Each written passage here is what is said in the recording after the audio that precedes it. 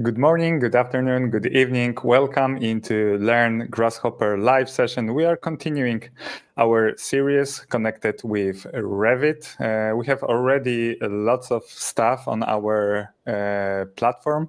And today we are going to organize one of the biggest events on Learn Grasshopper. We are going to have 5 guests. And one of our first guests is Rolando. Hello, Rolando. Can you hear me? Hey, Chris. Good afternoon for you. I can hear you. And good morning. Good morning to you. Are you based in US? Where in US you're based? I'm in the US in Tampa, Florida. Florida. So there's really pretty morning. So thank you for connecting with us in that morning. Ahmed, yes, I can hear you. Well. So Rolando is working for a really famous company called TT, Thornton Tomasetti, and also. In addition to the great work that he's doing for TT company, he's also developer of the Condor shell plugin, and that's why Rolando is today with us. Thanks to his work and his friend, you can connect Grasshopper into SAFe. So when this started the development and when idea came with developing of this plugin? Oh, thank you. That's a good question. For a long time, ETABS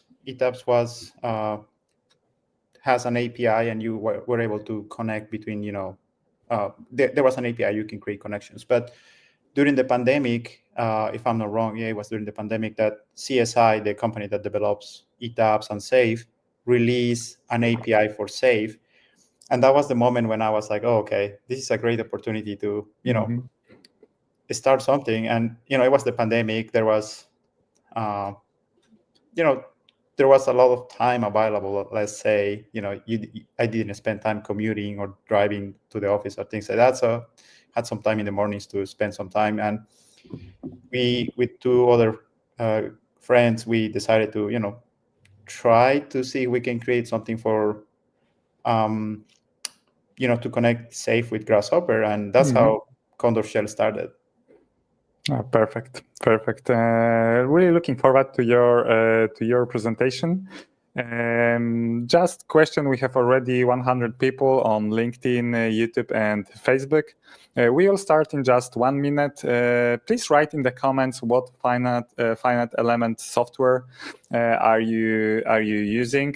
If it's maybe a SAFe, maybe SOFiSTiK, maybe Consteel, Robot, just write in the comments so we will know. I try to gather engineers that are using most common software, and of course SAP 2000, ETABS, and SAFe are most used softwares in our industry. But let's share us. Maybe you have another, something outside this list. We have already some answers: Robot, FEM-Design, SOFiSTiK and Robot, Drupal, Lobot, and SOFiSTiK. Okay, this is, I think Robot is kind of still Autodesk software most used. Are you using in TT Robot? Rhonda? No, we don't use Robot. I think Robot is very popular in Europe. Yeah. Here in the US, it's mostly ETABS, SAP, and SAFe, I think, the most popular. Yeah, and we have lots of answer ETABS. I think the ETABS is number 2 after Robot. We have also Space Gas. I think it's more Australia, I think. Civil Media, SAP 2000. Yeah, this is something like in our industry, right? Maybe we don't have that many softwares for 3D modeling, but for finite element method, every single country, Lusas is one of the answer. I know the software we are going to. They have also connection with Grasshopper, so this is something we for sure going to show. Strand 7, Civil Midas. Okay, cool. Thank you for your answers. Okay, we have lots of stuff to show today, so let's jump into it. So first, we are live on 3 platforms. We are live on Facebook, LinkedIn, and YouTube. And always, if you can just hit the like button. It will really help us to reach more engineers and spread this workflow, how to work with Revit and finite element softwares. So today's session, it will be 2 hours. We will try to be really quick. We have 5 different engineers, 5 different softwares, so there will be lots of stuff. So I will try to keep it in 2 hours, maybe plus some 10 minutes to Q&A session. So there will be a recording available. You can, if you are watching that on other platforms than YouTube, if you haven't received the link in the email, so you can go to learngrasshopper.com/Revit FEM. Or just scan this code, so you will get recording, but it will be available just for a couple of weeks. So just remember not to postpone it, watch it later. We will also, all my guests said yes to sharing all the files, Grasshopper files, and some of their workflows with Revit and finite element software. So after tomorrow in the morning, I'm going to send all the Grasshopper files that we present. So I'm really happy that our subscribers can test all the workflows for themselves. And as always, these workshops are we are doing for you who is watching this workshop. So if you have any questions, just write in the comments. I will try to answer. Please ask them immediately because we are not going to wait like 2 hours until the end. If you will have any questions right now to Rolando about SAFE and Condor shell, so please go to chat immediately and I will try to ask.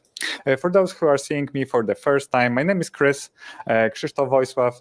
I'm an online educator. I'm trying to teach engineers and architects the new ways of working, and thanks to programming, how they can save time and make work fun again. So right now, we are having more than 17,000 subscribers on our Learn Grasshopper learning platform, and we are adding new materials, new trainings. And I would like to also announce that we are preparing at the end of this year, the new training together with Junghwo Park, who is also our guest today. We are working on training called Grasshopper in Revit. We are almost finishing our work. You can already subscribe for the waiting list, get the guide, and already start how to use Grasshopper in Revit. Every week you will going to send some free materials, so I really recommend to join it.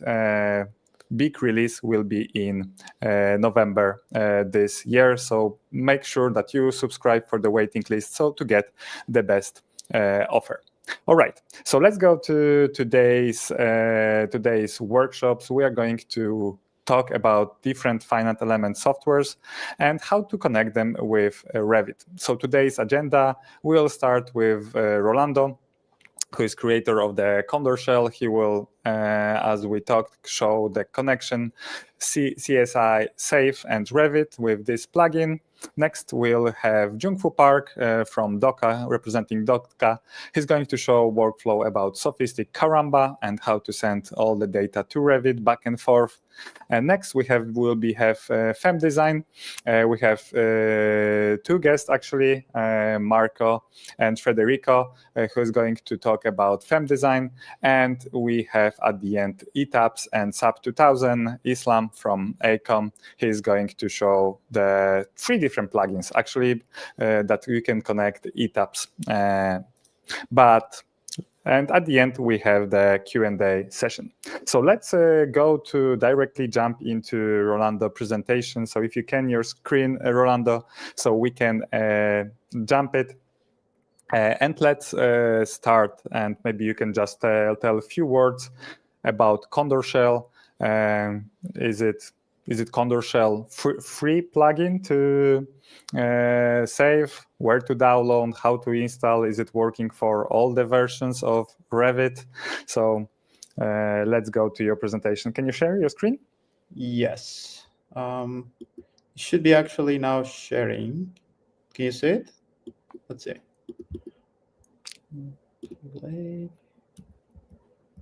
Can you see my screen? Yes. Yes, I can see it. So let's move it. So the stage is yours. Welcome. Perfect. Thank you, Chris. Good morning, everybody. Yep, as Chris mentioned, my name is Rolando Villena. I work for Thornton Tomasetti. I'm a structural engineer. And during the days, I do structural design, which is something that I love. And during the nights or my free time, I love to develop stuff. And one of the things that I developed over the past years was Condor shell. The agenda for today, I'm going to cover a little bit about, what are the current workflows between SAFe and Revit. What is Condor shell? What is the current version that we have? What versions are supported with Condor shell? An example, and then the roadmap. Condor shell was developed during the pandemic. I didn't develop alone. I have two other colleagues and friends that helped me develop. Elmer and Nelson are two amazing structural engineers that I had the privilege to work with them developing this component for Grasshopper. What is the traditional workflow right now? Currently, if you need to model something in SAFe, and SAFe we usually use for floor design, foundation designs, things like that. The current workflow is either, you have something in Revit or something in AutoCAD. And what you do is, most likely what you will do is just export the backgrounds into SAFe. And then you will start just clicking and clicking and clicking and clicking and clicking, drawing the geometry manually. This is a typical workflow. It's been around for a long time, and you still see around, companies and people using this workflow. There's nothing wrong with this. It's not efficient, and you can definitely use your time better. What we call an improved workflow is what if you can,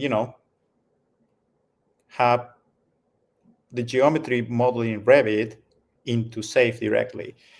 And the way that we did that is using Condor shell, but also, thank you to Grasshopper and Rhino inside, we can create this full circle of connection between geometry that exists in Revit into SAFe.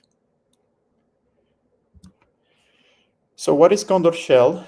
Condor shell is a component for Grasshopper that basically lets you connect Revit or Rhino in this case as well with an instance in SAFe. And the component has different tools. There are tools to define geometry, materials, there are tools for drawing, there are tools for selection, there are tools for assigning. What can you do with Condor shell?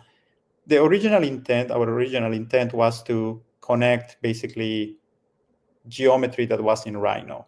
That was the goal. And you can see here in this screen how, if you have some geometry model in Rhino, you can export that geometry to SAFe very quickly using Grasshopper and Condor shell, basically. What was cool is that our friends in McNeil developed Rhino inside Revit with the Rhino inside technology. And that was basically, an amazing thing, because now any geometry that you can have in Revit can be sent directly to SAFe using Grasshopper as well. And you can see here in this image how, geometry modeling in Revit can be sent to Rhino and SAFe automatically using Condor shell. What is the current version that we have for Condor shell? So Condor shell right now is in version 2.4. We recommend, if you want to download Condor shell, use the package manager that is available in Rhino. You just type Condor shell, and then you will find the latest version of Condor shell available there. Currently, it's working for Revit 21, 22, 23, 24, 25, and 26 if you have installed Rhino inside. And also we support Rhino 8. So in here, I have a video, and I'm going to describe a little bit the workflow that we have with Condor Shell. This is an example from one of the typical buildings that comes with Revit. And what I'm showing here is mostly a workflow where we can extract the geometry from the Revit model, do some processing to create our analytical model, and then send the information to save. What is interesting about this workflow, and I'm gonna share the video and the Grasshopper file.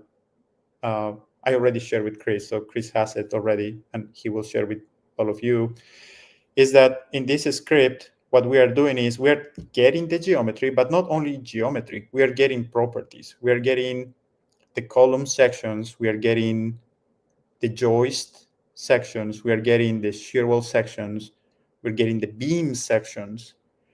It's not only geometry, and that is, in my opinion, very powerful. And this small script, what basically is doing is, getting the geometry first of all, then making sure that the analytical model is well connected, meaning, every node is connected, every line is connected, every surface is properly attached. And then what we are doing here is now, once the analytical model is done, we're just exporting the geometry into Condor Shell using, into SAFe using Condor Shell. So in this case, we establish a connection, and then we're starting to draw the slabs, as you can see here. So the slab is there with the section that we are interested in. And then we proceed to continue exporting, for example, the walls above, walls below, some of the joists in this case. And the reason why I have different joists exporting at different times is because there are different sections. Columns below, with few clicks in this case. Now I'm drawing the girders with the different sections as well. Few clicks in this case, and then you have a full model in less than 3 minutes. You have a full model in SAFe. And right now, in a second in the video, you will see how we also were able to capture the sections itself. So we're going to show a small extrusion that it should show. It should show the section. So 1 second there.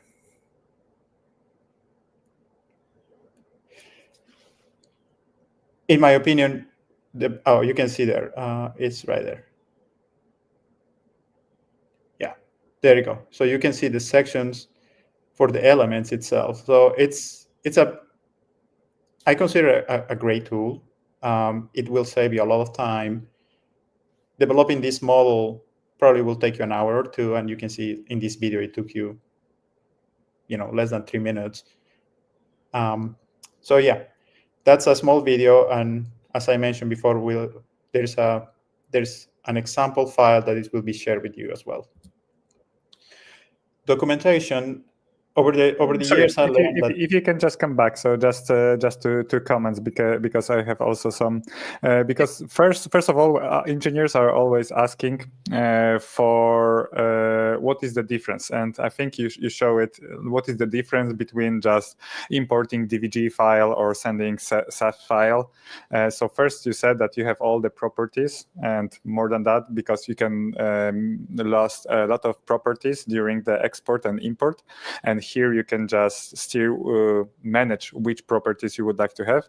But I think most important is what will happen if we are going to add some columns, or what will happen if we are making some changes. And this is the biggest, I think, benefits of it, if there will be changes. And from my experience working as a structural engineer for 12 years, I never experienced project without any changes. I don't know, Rolando, what is your experience? Changes are at the heart of our industry. Everything is changing all the time. But what about, like, I have a question. What about the simplification? Because this is something like structural engineers, we are really try to make sometimes really simpler finite element in software, some models, like for example, some shear walls we have in Revit some holes. How do you handle this simplification? That's a good question. Revit has in Revit you have a 3D model of everything. There are solid elements. Also, Revit has what is called analytical models, which is basically a simplification, right? If you have a column, the column is represented by a line. If you have a beam, it's a line. If it's a slab instead of being, it's a surface. What I'm doing here is, there's a lot of components before the exporting process itself, previously that are, showing in colors in this screen. And what it's doing here is that I'm doing a pre-processing, basically taking the geometry that is in Revit, because believe it or not, even in Revit, you don't have the perfect connections, right? Like beam columns are not always going to be perfectly connected. So what I'm doing here is, first of all, doing a pre-processing to make sure that my analytical model is correct in terms of connections, in terms of like nodes, and beams and lines touching each other and things like that. And regarding the question of, how much do you simplify your model? Like if you have walls that have, you can model absolutely everything in Revit. You can model, like tiny penetrations of pipes or things like that. And it's up to the engineer to decide how much detail do you want to export into the finite element analysis software. But what is important, I think, is, know the skills in Grasshopper to be able to, you choose what do you want. And that's what I do in this script. In this script, I said, okay, there are some openings that I'm not interested in, so I'm just going to ignore them. And, fine tuning with the Grasshopper components, I, make sure that I have what I need.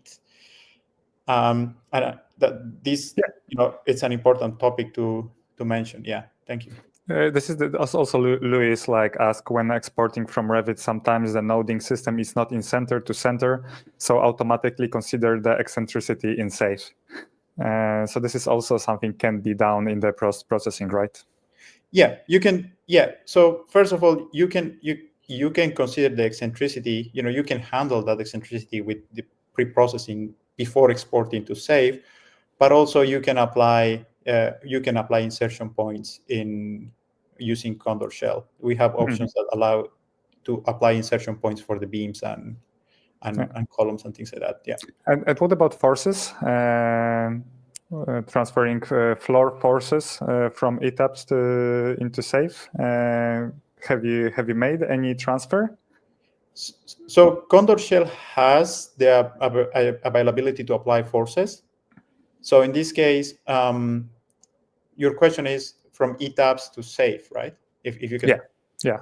This is. Yeah, I mean, by default, yes, you can use. If you model something in ETABS, you can export, even the geometry to save and get the forces. You can do that. What I'm doing in Condor shell is, in case you have extra forces or things like that you want to model, we have the flexibility to apply forces in here. And what I found very cool here is that you can, from Revit, you can get all the facade lines that represent the walls. You can get those facade lines, and then you can apply that facade line directly using Condor shell, because we have the option to apply line loads, distributed loads, and things like that. So you can do a lot if you have some good knowledge about Grasshopper. You can definitely do and create a lot of cool things. Yeah, and this is also it was the question. Can you explain the how to clean up pre-processing a little bit more? But this is really depends your skills in Grasshopper, how you can do, because actually there is no big limitations in what you can do in Grasshopper when it comes to geometry. Right. Yeah. But what about pre-processing? So for pre-processing, I use a lot the components that come with Revit itself, right? Inside Grano Inside, there's a tab that is called Revit now. And that Revit tab has a lot of good components that help you simplify things. For example, like to get the beam property, to get a beam, you can import a beam, and then there's a component that tells you get the center line of that element. So there's a lot of nice components already, with Rhino inside that helps me simplify things. But then, as you mentioned, there are little things that you need to apply. You need to use a combination of components to accomplish certain things. Like, let's say if two beams are not connecting each other, you will need to figure out a way to try to connect them both. And I've seen multiple solutions for that. It always depends what is your level of skill in Grasshopper, because you can solve one problem with 10 different solutions. That's true. Okay, let's go to the end of your presentation. You have some documentation at the end to share. Yes. So documentation. We spent a little bit of time, but actually a lot of time, creating a documentation, because I feel like it's important to document the information and show how to use it. So you can go into this Git book, or you just type in Google Condor shell documentation, and you will go into the website, and we basically have documentation that explains every single component and show videos how to use the component and things like that. So we have a robust documentation, I will say. And the roadmap, just to finalize this, we are trying to accomplish multi-version support. That's something that is always, a tricky thing to accomplish. It's difficult to catch up with every single version that comes with SAFe, but we're thinking about it. And then we would like to add new components. So, we are open to listening to the community. And, if there's any interested in certain components that you would like to see, just let us know, and we'll try to accommodate that. That's all from me. Thank you. Thank you very much for the presentation. I know that you have to go back to work. Just two quick questions at the end, and we will go to the second presenter, who is already ready. From Ralph, are you saying that you don't need to use the analytical model within Revit? No, I'm not saying that. You can definitely use the analytical model in Revit, but it's not necessary. It's not necessary. I think you can use it if you have a nice analytical model in Revit, and I know Revit is been improving a lot the analytical model features. If you are using the analytical model, your work's done. You don't need to do pre-processing anymore. So yeah, it's definitely, you can use it if you want. It depends. Yeah.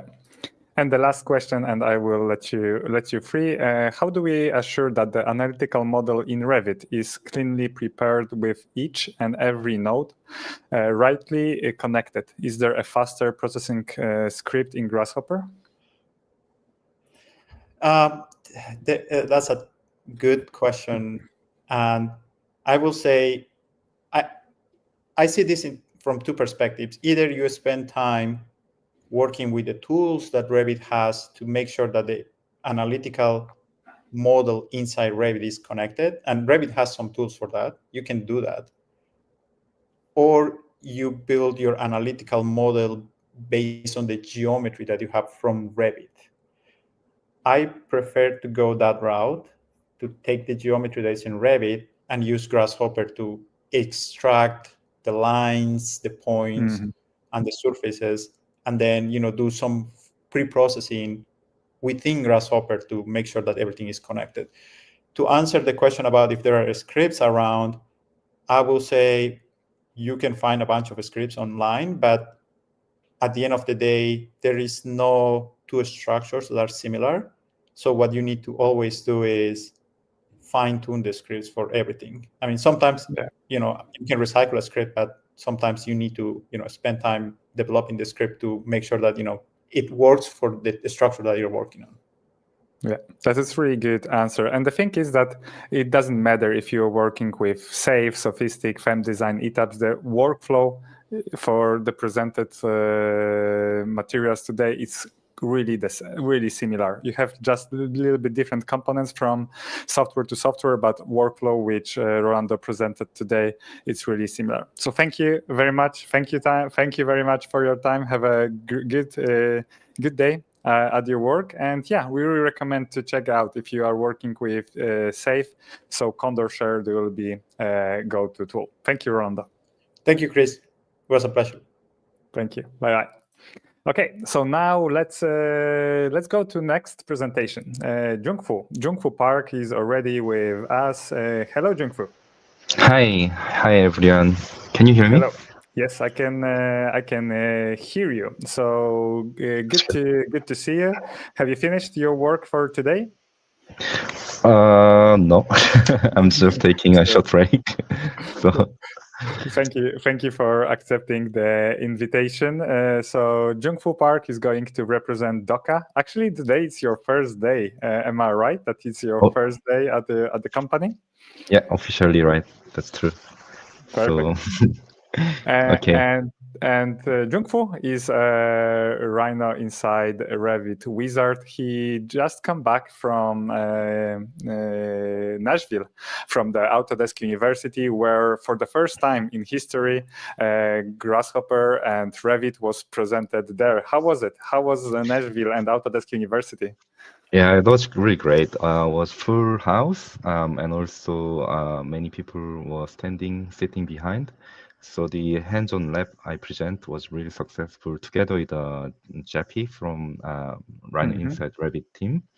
Great help from Jappy running around and very productive. We presented 5 different use cases, and yeah, the feedback was really great. So I'm very happy this was happened. Yeah, that's good. And I hope that you're going to present also next year. So to spread the that Autodesk starting to believe that Grasshopper can really change the way of work for architects and engineers. Yeah, I talked about Autodesk people also. It's inevitable, you know, the Grasshopper Power parametric design engineering solution in current industry is just inevitable, so they have to accept it. Yeah. All right, let's go to your presentation. I see that you sharing your screen, so let's go and jump. So maybe you can introduce a little bit with where you're working and what software you are going to present today. Yeah, thank you. Thanks for inviting me. Then let's go ahead. My name is Junghwo Park. I'm actually architect from South Korea, but I worked in different companies before in Australia, Germany, and Austria, and of course Korea. Around 15 years architectural planning office, and about 5 years I worked in structural engineering office.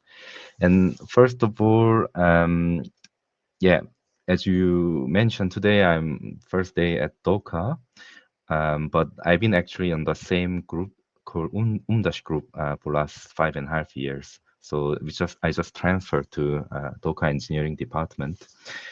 Just shortly introduce about the company. We are one of the largest formwork and scaffolding supplier in the world. And as you can see, maybe you have seen this yellow, DOCA yellow and DOCA blue on construction site where the concrete pouring steps, all those equipment or scaffolding. And yeah, at the start, we are really going to work with the detail parts to produce and deliver constructible elements on site. Today, I'm going to focus more on showcasing use case from Kamba and SOFiSTiK working together with the Grasshopper and Rhino inside of Revit. And I don't know if you heard about Kamba 3D before, but this is one of the first parametric engineering FEM software based on Grasshopper in backend. And since then, many other structural engineering software developed Grasshopper components. But for me, the Kamba 3D was one of the pioneer when it comes to this simulation in Grasshopper to show results as well as all the kind of design options. So if you start with Kamba, there is demo. You can request free version, or you can it's follow very similar to Rhino licensing policy. So you have pro version, you can request, an educational version, as well as lab version. Just demo version has all the components for Grasshopper. Just there is a limitation of number of elements or number of optimization you can use for those Kamba components. But the rest is basically it supports full functionality. And if you go to learn and examples, you can find out also very good example. I remember when I study at University of University of Applied Arts in Vienna on the studio Zaha did. Actually the university dean was Bollinger, Klaus Bollinger, Professor Klaus Bollinger, who's a structural engineer, and because of this research, and they really develop good set of examples you can just download and try with Kamba, even with a demo version of Kamba. It's really good to learn not only Kamba 3D, but also Grasshopper logic. So I really recommend to go through those examples to try out. And at the same time, SOFiSTiK is also evolved very quickly, providing Grasshopper components to install SOFiSTiK. If you are a SOFiSTiK user, you can just open Application Manager, and there you know that we can install always the FEM engine, SOFiSTiK analytical model, the engine. And then when you go very down, sorry, SOFiSTiK 26, sorry about that. SOFiSTiK FEA engine, you need to install this to use Grasshopper and Rhino interface. And also, yeah, you install SOFiSTiK Rhino interface. Then both FEA engine as well as SOFiSTiK interface for Rhino is installed, then you can actually use that plugin in Rhino standalone Rhino or Rhino inside Revit or Grasshopper inside Revit. So let's take a look. The example I prepared, it will be shared to you. I prepare more hands-on live demonstration. So the example will be shared after workshop. You will have a Kamba folder, Kamba 3D folder and SOFiSTiK folder. And each folder contains related example. So what I'm interested in, particularly for Kamba in this case, is that in the past, it was very struggle to get analytical model direct from Revit. And of course, this example, the analytical model was already prepared and generated from Grasshopper from the scratch. So we can see all the nodes and between members matching 100%, and they are connected automatically without any offset issue.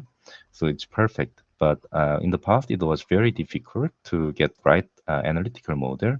And as Ralph said, I also agree because Revit improved a lot since 2023 version when you dealing with analyze, and now we can create analytical model without any physical elements constraints. In the previous version before Revit 2023, we need to always think about between physical elements with actual thickness and the static model separately. So it was very difficult to handle it. But Revit improved after Revit 2023 to create separated analytical model without physical elements. But sometimes that's also another work where we can think about this way. What if we already, because Revit is bunch of a package of family. Family is basically like similar to AutoCAD blocks. What if we provide actually from family already that kind of symbolic line which representing an analytical line when it comes to low level of detail like coarse fill, we can actually display this line which start from starting point of member and end point of member. And when we change different level of detail, then we can actually hide that. So what I did in this example file, instead of using extracting analytical model from Revit elements, I decided to provide all those structural members with different level of detail. And when it's low level of detail, you can see there is always static line, which is embedded in Revit family. So you can see here, when I change these graphics settings, we can always can see this line, which is representing actual analytical geometry. So so that's the Revit part preparation. And what I'm gonna do, we will launch Rhino inside, and before you enable the Grasshopper, we need to enable Rhino first, so that we can load Kamba 3D get license. When you enter it, then Rhino is initializing your Kamba license from your Rhino account. Then you actually obtain Kamba license from the server. After that, we can actually open Grasshopper. Then we load all the Kamba components with a license assigned. So the idea here is basically what we're gonna do, as Ralph also mentioned previously, we will get we'll extract this. Of course, we can extract analytical member and visualize this graphic, but sometimes this work is not 100% perfect. So what I prepare here is we will get all the structural framing from Revit model, and then we know each framing has different member types. So we have those different structural framing families, and that we just filter it out from element picker from Grasshopper. And sorry, this is actually Grasshopper component, but and then we filter that type to from using Rhino inside, and then extract that geometry. As you can see right now, I'm displaying level of detail, which is coarse fill, and then I increase it to medium. Medium, we can start to see this physical geometry of the Revit family. But what we're gonna do is we're going to just use this symbolic representation of analytical model geometry to link that to Kamba engine. So here I extract all the lines from the members, and also, I mean, the structural framing and structural columns. And the thing is, in Kamba, Kamba doesn't like when between members, they intersect. It need to be split at the intersection point. Otherwise, you'll have a meshing error for these line members. So there is a special component in Kamba. You can use line-to-line intersection, which allows you to take the intersection lines and get the separate member between the intersection. So here we can see 4 lines, or basically 3 lines are intersecting, but that intersection point we will get 4 lines as an output that we can feed it into Kamba. Or here we can see every intersection we will have a separated members now. Having said that, we prepare the geometrical inputs now from Revit model. So grab all the Revit members and get the intersection and every separated elements, line elements. Now we will convert to Kamba analytical model. So the Kamba, if you look at here, you can see we can get all the members or support condition and load cases and etc. But the logic is very simple. We get first Revit element, and that we need to convert as a Grasshopper element. And then these converted Grasshopper elements need to be assigned to correct material, correct cross section, and then they can be once cross section is assigned, sorry, maybe I will maybe one of the sample here. Once correct cross section is assigned, then we can also set the material for that cross section. So you can see here we have different cross section, which we can customize in terms of height and width, because it's actually the square rectangular wooden column. And in terms of material, we can provide different material property as an input. And Kamba has really extensively large libraries of cross sections and material assets. So you can click on drop down menu, and you can change to different material family and also material name accordingly. Then the cross section updates, and you can also find out many different cross section library from the Kamba components, which is very handy. So we assign Grasshopper elements as a Kamba readable structural member with a material property. Then we need to assemble them as a analytical model. So we need to provide load and as well as support. Of course we can provide multiple loads, but for the sake of time, I provide only gravity as a dead load, and we just provide the support condition from all those piles, and we just give the 6 degree of fixation just to give the support condition. Then those going to be now, after we assign members with the material, then we assign support condition and load conditions. Then we assemble all together in this assemble analytical model. Then you can see actually the total mass, center of gravity, and also you can see what load case assigned from the outputs. And after that, this assembled model, we can analyze. There are two different theory, first theory and second theory for the analytical results. But yeah, I skip this detailed explanation.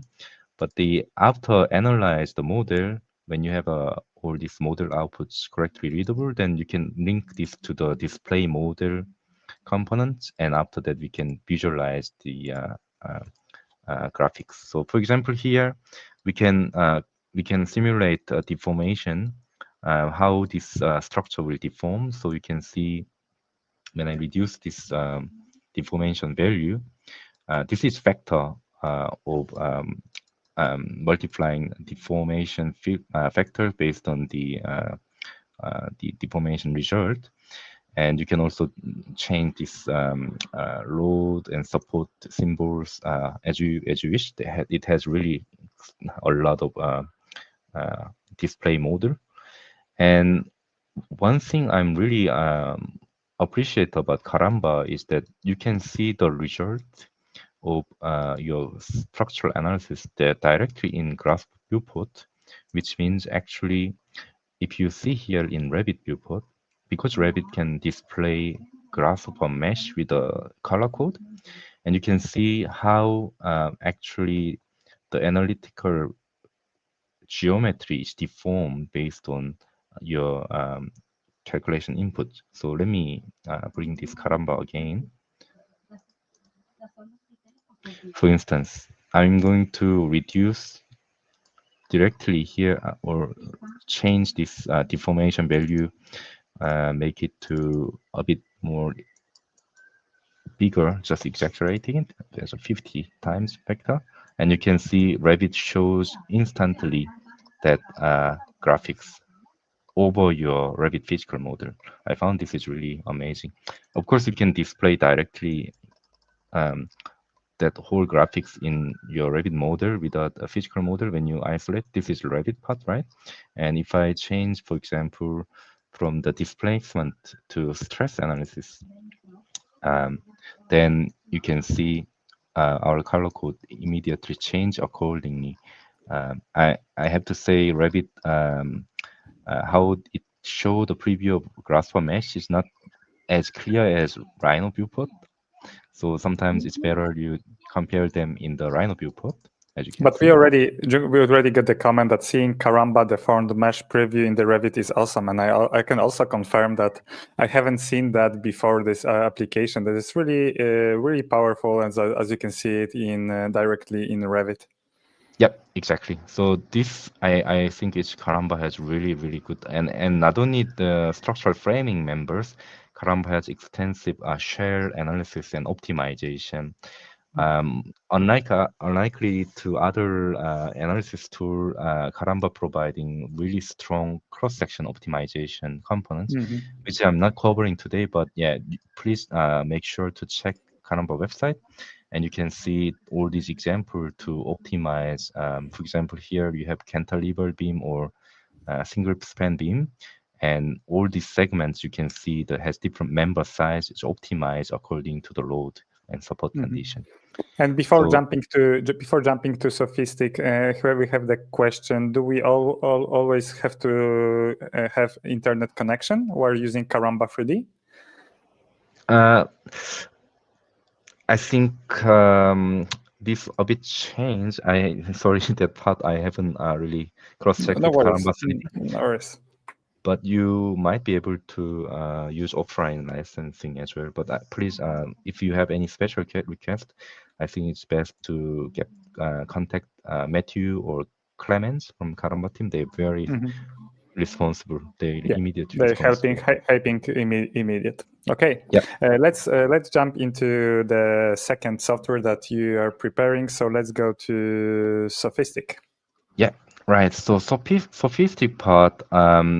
Actually, I wanted to just compare directly the same example with the Grasshopper definition. So I'm going to open now the SOFiSTiK part, and I go to timber steel structure.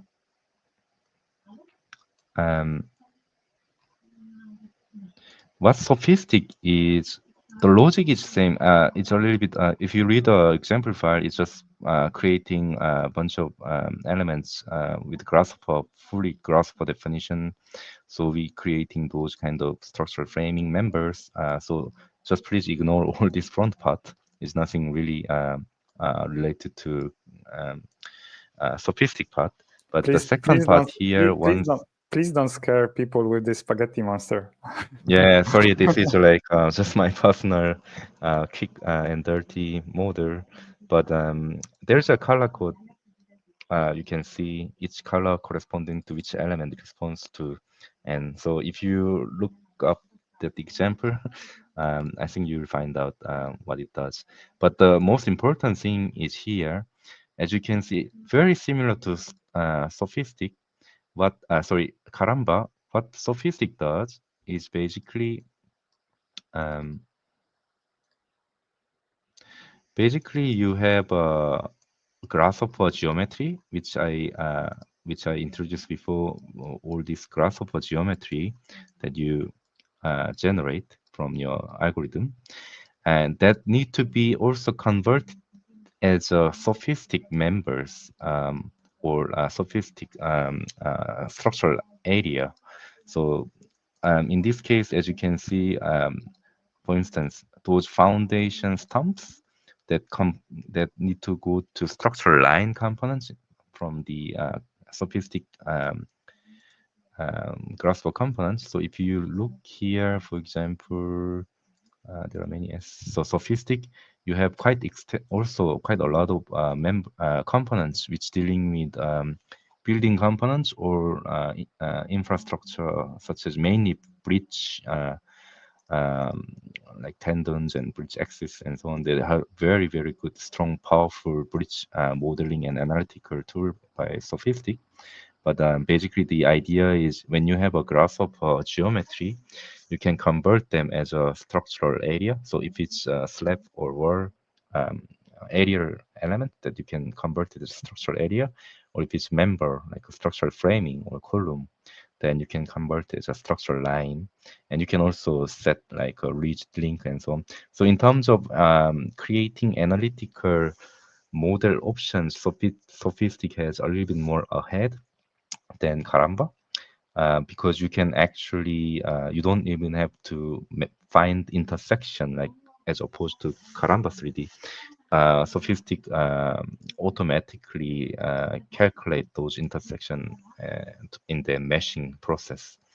So here we define load cases and we define support condition, and all those assembled statistical information. So it's same. So we have a Grasshopper geometry which need to convert it as a cross sections and material in SOFiSTiK, and then they need to define load and support condition, and finally they need to assemble all together to the SOFI mesh, and the SOFI mesh result need to be export as a external TAD file. You can also see the result directly in SOFiSTiK.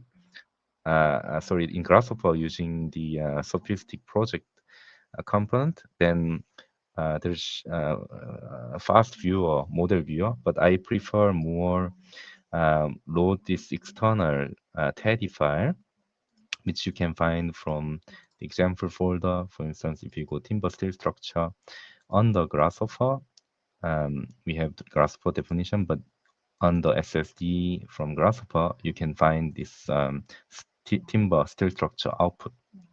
Okay, and this need to be linked in your central data bank, which is SSD here. And if you create like a text editor, and when you double click on that, you can rename it.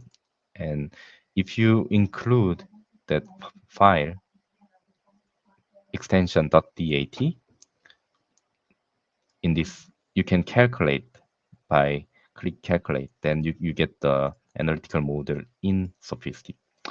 And for me, Kamba is very powerful when it comes to optimization of the members and quickly review the structural performance in Grasshopper. But what is benefit about SOFiSTiK, on the other hand, you can actually combine complex structural area and members at the same time to see the result. So, which I found meshing method, SOFiSTiK is very, very powerful. And as you can see, this is a bit exaggerated, but as you can see, you can visualize that instant result. Like you can also see, I don't know, combination. You can combine the combinations, and you can, this is like SOFiSTiK, but as well as you can visualize different result of moment or stress. So you can visualize that. You can also control all these annotations from the settings. So this is quick comparison between Kamba 3D and SOFiSTiK. But again, I have also prepared one more example, which I'm going to show you right now, using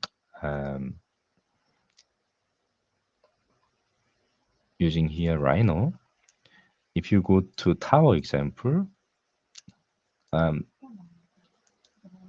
the SOFiSTiK, we have tower, and you have different folder. And if you open Rhino file in your Rhino application here in Revit, then we have here some elements are already in there. And these elements we will reference to create analytical models. So if you go to now Grasshopper, I'll just open the Grasshopper tower example file. Basically, what we do here is we are going to create this statistical model from Grasshopper logic. Okay, so we have organized data in terms of foundation with the slabs and core, wall, as well as columns and members. And what we're going to do in here, very end, we're going to output this data to the specific destination as a Grasshopper data output file format, which you can find from Grasshopper folder and the extension of GH data. Then this will link to different definition, because I want to distinguish or articulate tower as a pure design script. So it's only Grasshopper components, native components dealing with the Grasshopper logic. And then I want to distinguish SOFiSTiK plugin part and Rhino Insight plugin part. So you can see here, I'm just bringing it to here, SOFiSTiK example. And here we define source file, which is basically the output of this data output. Then we have all the model from previous design script. Now we load all those output from design script to calculate in SOFiSTiK. So here you can see we again convert structural area, structural line, and then we combine them as a SOFI mesh, and we output this data as an external data output bar. And you can see here we just linked into SSD, and you can simulate simple analysis in SOFiSTiK, which is very fast. You can define very fast. So what I'm going to do, so this is the result of the structural engineer, and maybe we need to push this back to Revit as a Revit elements. That part I want to just show here back in Revit. So we're going to open then the new definition, which is tower Rhino inside. And here, basically, again, at very first part, we're going to bring the design script definition as a geometry in now inside of Revit, and we're going to feed all kind of Revit elements directly in Revit. So I'll just show you here. So we create levels. Once you define the levels, then those level automatically creating in your and this is where the whole magic is happening. I just want to mention that Junghwo is showing everything live, like Revit integration. So I just crossing fingers that everything go well on the software. So yeah, so before you showed this without any problem with Kamba SOFiSTiK, let's check out with the Revit integration. Yeah, you're very sharp, Chris. I just realized right now in Rhino Inside, it's supposed to be second work to create levels, but as it looks like a little bit taking time while I'm sharing the screen. So I have a backup which recorded, but I just wait a bit because a lot of software was just we can come back. Unfortunately, time is having. We can just wait. Before we can just wait with that, and we have just two questions. I think you answered like the biggest differences between Kamba and SOFiSTiK of the limitation. Would you like to add something more? I have to say, and integration and differences between integration to Revit. Do you feel any differences when it comes to integration Kamba Revit and SOFiSTiK Revit? No, basically the Revit part is very identical. As long as you can read Revit geometries, then you can easily calculate both platform without any issue. The major difference, because I'm not sponsored by any Kamba or SOFiSTiK company, so if I honestly, transparently can say, the Kamba 3D is more design oriented and very, you can design your structure beautifully because it has not only structural calculation tools, but also it provides a lot of design methodology, like structural design methodology. So it's very powerful, and you can also use, for example, this stress line as a design element, or it's many things directly linked to the Grasshopper, and you can bake it as or use it as a Rhino element. So it gives you a post-processing effect. So you, as an architect, as a structural engineer, you can work together for designing structural components, which I found Kamba is a really great tool, and also early stage, and as well as optimizing different cross-section to find optimization, where SOFiSTiK is more powerful when you have to make the FEM analysis with complex meshing, dealing with very complex geometry and and as well as the members at the same time to calculate in Kamba is difficult because you have to weld them all. But SOFiSTiK can provide different thickness of the wall, thickness of slabs from the material library, and you can combine with the members, so you can have a really detailed analysis. And as well as you can, as in SSD, you can create not only the simulation, but also the detailed report that you can submit to authority. So I found it's more mature in terms of final reporting process.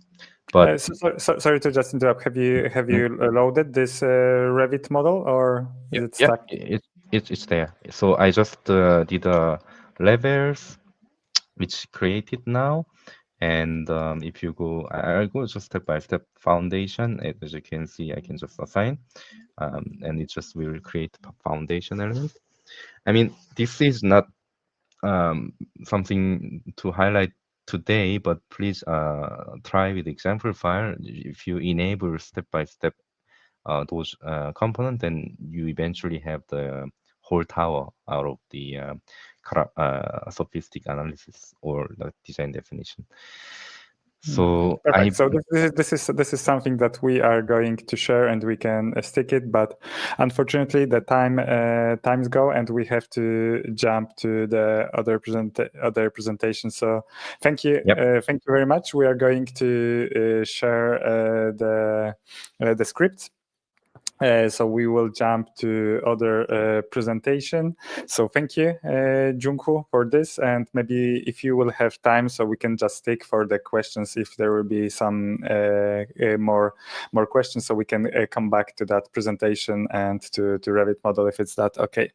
And yeah, thank you very much. So let's come back to agenda. So we have safe software, we have SOFiSTiK Kamba, which was showed, and with a little bit delay, we have Federico and Marco. And actually not delay, I actually have planned that we will start at 5 p.m. So I already said to Federico and Marco that we will start around 5 p.m.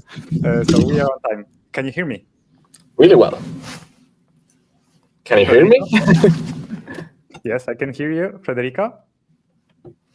No, Federico, we cannot hear you. So this is something like. Can you hear me? Can you hear me? Yes. Now we can. Now we can hear. We can hear both of you. So today we're going to talk about FEM design. I saw, like, when I asked at the start who is using what software. So we have lots of FEM design software users. So welcome, Marco, product owner from FEM-Design, and Federico from Maffei's engineering. So hello, and just let's jump already to the presentation. So who is going to start? Marco, you are going to me. Yeah, I will start, and then I will pass the floor to Federico. Yeah, so if you can just make a full screen of your presentation, so we can just go this one. Yeah.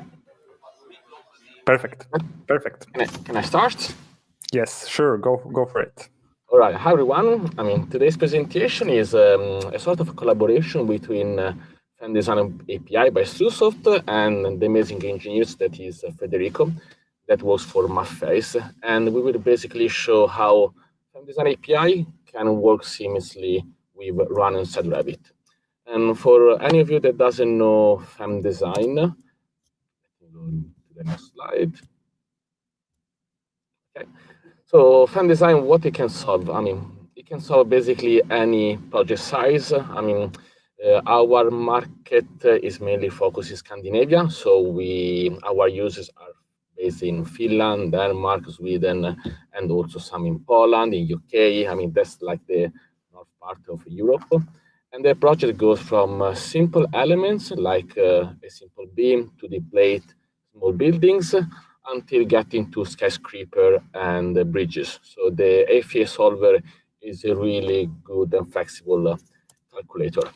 And design, as the name says, is not only focused in analysis, but it can also perform design. So as you can see in the picture, we are enabling steel design, composite, RC design, and timber.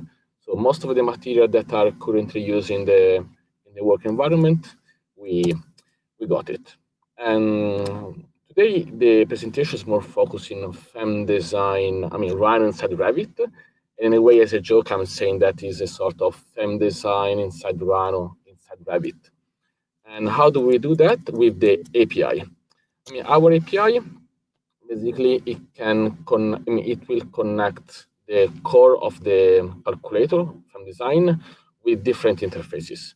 So one is the one that we are talking about today, is Rhino. But if you are more into coding, we also have a ready C# package that you can install using NuGet. And coming soon, finally, I know that most of the engineers want to use Python.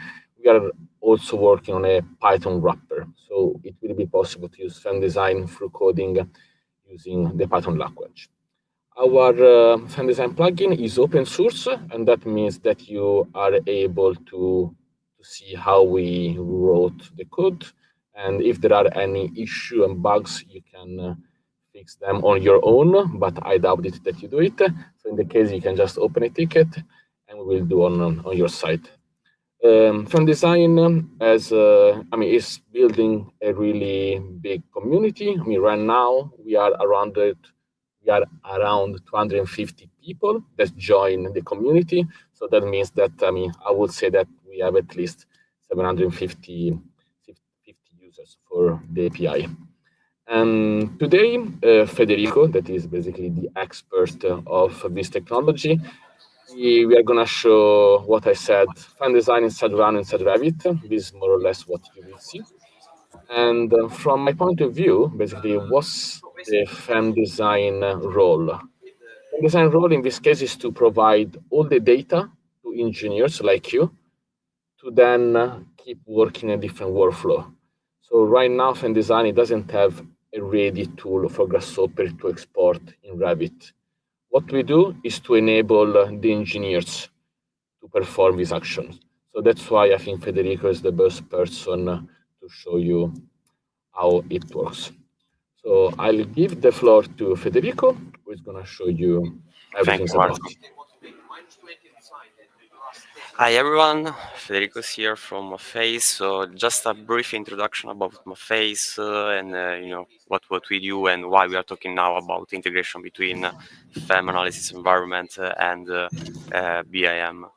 So our firm is with kind of more than 20 years of expertise on many different structures, especially special structure, arena, stadium, airports, and we usually cover every step on the design. So from the very concept to the construction, many times by us rationalizing things from the tender geometry from direct to the site. Okay, so this is one of the example in which I was involved. I'm working here from kind of 3 years as a computational designer, project manager. I was the computational designer on this project, and together with the team, we had this, this challenge of, very free-form tensile structure made of more than 200 different ETFE cushions, and it was kind of a challenge for us, which this model was also in our FEM model, was also a BIM model. In the meanwhile, we adapted machine learning for classification of all the different cushions. So we are very proud of this project.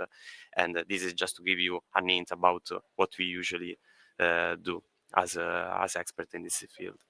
So our main framework, I would say, of work, our methodology is based on the one single model. So what does it mean? It means that we have a main parametric hub from which we can combine FEM analysis environment and BIM, of course, with a suite of different software from which today we will show how we integrate the solution with FEM design, which is one of our, I would say, tool in our pocket for this. So essentially, we define all our input, all our design environment mainly on Grasshopper, and then we can, I would say, combine and create a live connection between this environment without any, I would say, steps, any gaps between.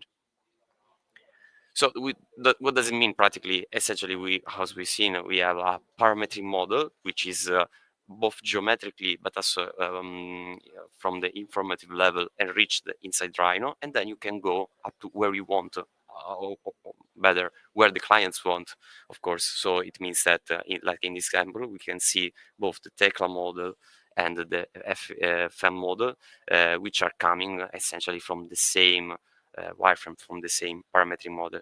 This is another very speed up example of another very big project Regina Sky Village, for which we redefined the FEM model and also the Revit model multiple times, also within a day, and thousands of BIMs were updated. Of course, this is done by a suite of tools that we internally develop, like FEM, which is our internal plugin, which use for this kind of effort.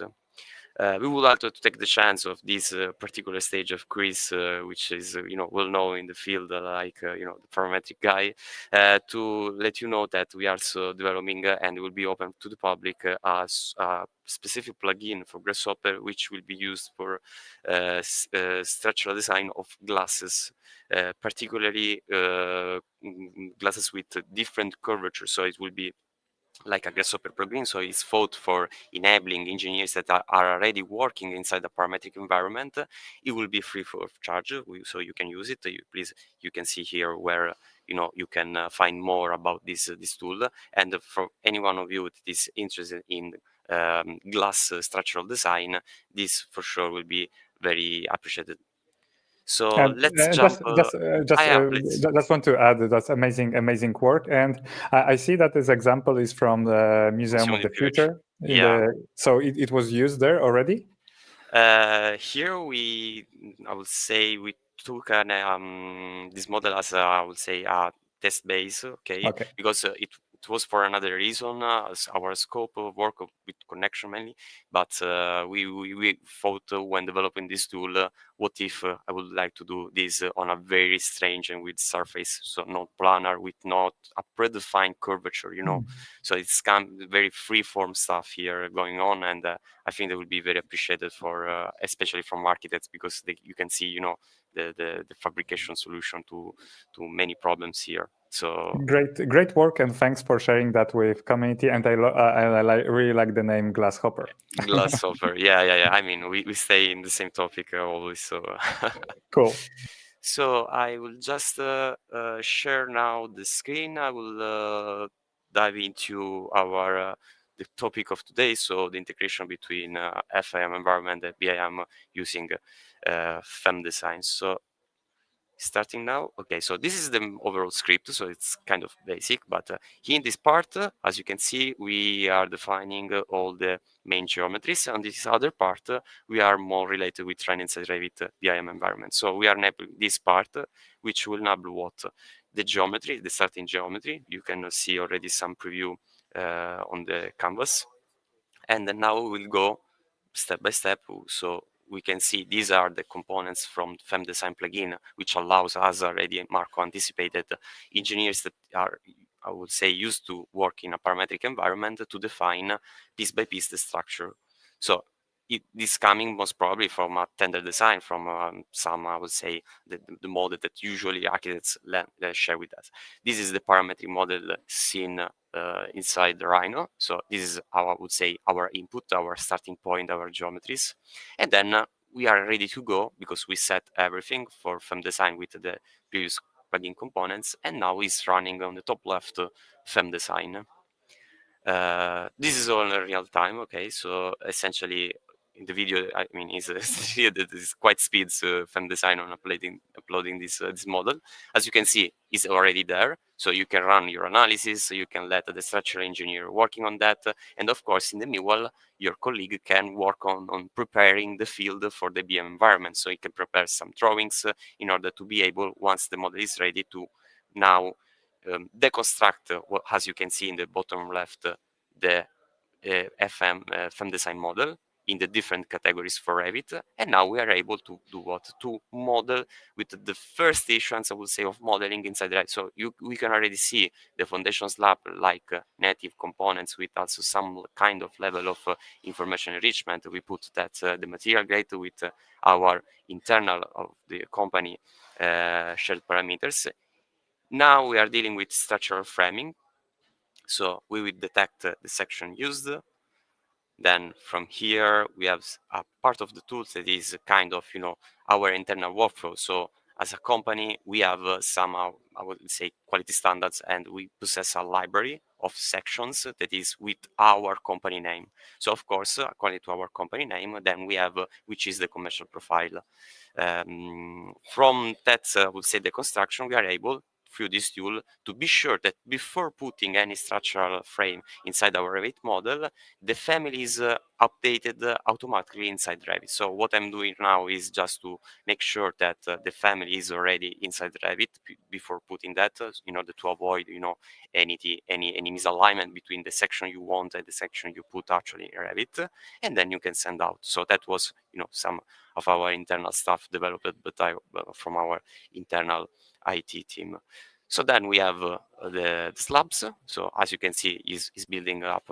You can also enable all at once, but just to let you see how it's kind of made. Every time we already recall the type name, the type object from directly FEM-Design. So we are not choosing manually.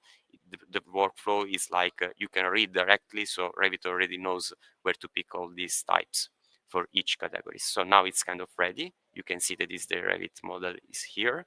And now we already prepared some kind of drawings, a little example that is, I would say, ready to go. Okay, but what if, of course, like many times, we have variation.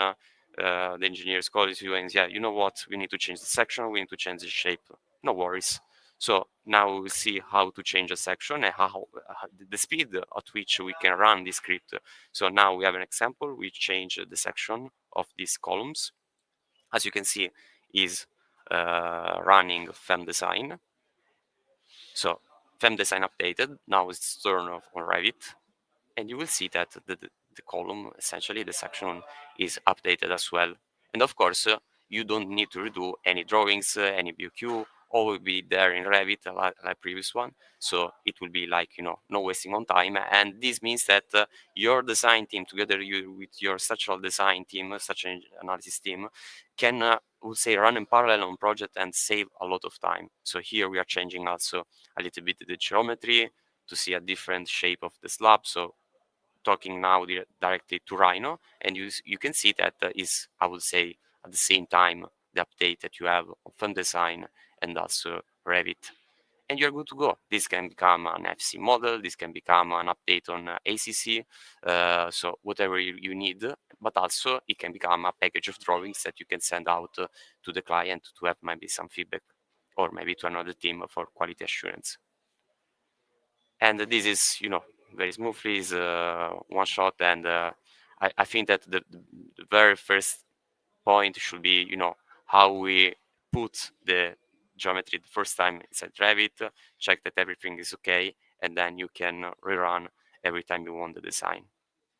So this is something that, of course, we appreciate a lot, the flexibility given by FEM-Design, because, with even simple components, it gives you the ability to create your own workflow to achieve this kind of results. I don't know if Marco wants to add something. I just want to add something that I'm impressed. I'm just like incredible. Like I didn't know, like how you, like I will start like the first how you structure the script. Like look at this. Like you have this print screens of the finite element software. You have print screens of the Revit. So even I haven't been working on this project. Let's say I just seen this project for Grasshopper script for 5 minutes. And I already see what is where. I can see like FEM-Design on the left. I can see pictures. I have see straight lines grouped. Like the precision that you made is really incredible. And the second, like the presentation when you showed how you changed columns and how you shaped the Revit files, I think like for people who are seeing for the first time, or maybe if for people who've been skeptic about this workflow, they should know. They should not be they should be anymore. This is a really great presentation. I really appreciate it. Thank you for your kind words, Chris. Very appreciated. Marco, do you want to add something to? Yeah, I mean, I totally agree with Chris. That's why I was so happy to have Federico involved. I mean, I wouldn't be able to do what they've done. Basically, my role is just to provide data to people like Federico that would basically empower the data. Now, I would like to say that, I mean, if this is not, I would say, part of the presentation, because our key was to show FEM-Design inside Revit. But as you can imagine, with FEM-Design, we can also, I mean, with FEM-Design API, We are also able to run analysis, to run design. We can do cross-section optimization. We can open more than one model at the time. So theoretically, Federico will be able to have 5 Revit models working at the same time, because our API is also able to use data tree. So, I mean, limits are, I mean, the only limits is the imagination. I mean, and it's true in this case. And one thing just to add on top, FEM-Design as a software is also able to export the information to several packages like Revit, Tekla, and maybe Allplan. So in case maybe you feel that at some point in your workflow, you don't want to work anymore with this Grasshopper workflow, you can also be confident in stopping and just use the user interface. And I'm saying this because if for some reason you start from a FEM-Design model, you can read the FEM-Design model back in Grasshopper. So there is always a line in between that it can be broke and you can start again. So I would say FEM-Design is one of the best tools in the Grasshopper environment, especially for the support. Support is something that we always give. And while we are having both of you here, we have some questions. Can we answer some question right now? Federico, is okay? Yeah, sure. Of course. Do you need a separate special license to use the FEM-Design API? And no, we have API creator, so we have the best person to answer that. No, FEM-Design comes for free, but yeah, you need to buy the software. Yeah. But yeah, API is for free, and you get for free Python, C#, and Grasshopper. Do you have any plans to add US structural code, such as ACIS or to FEM-Design? It's something that come up several times in the board. So let's see, because funny enough, if I look at this analytics of our website, there is a lot of interest in America. Yeah. So let's see what happens. Onur is welcome, Marco. Are we mentioning alpaca today? So today, Marco is representing FEM-Design. That's a big question. but for those who are following LinkedIn, so they've seen that been some updates in alpaca, and yeah, Marco is creator. And Marco, maybe we should made one of the webinar about alpaca. Yeah, we can do it. Yeah. Perfect. That is so sexy, so beautiful. I don't know if it's about Marco or Federico. No, it's talking about Marco in this comment, I'm sure. It's Chris, actually.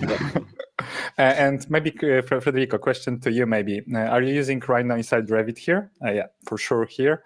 What happens if required elements doesn't exist in Revit as a family? Are you automate family creation part? Is it only working on standard family templates? Do you have answer?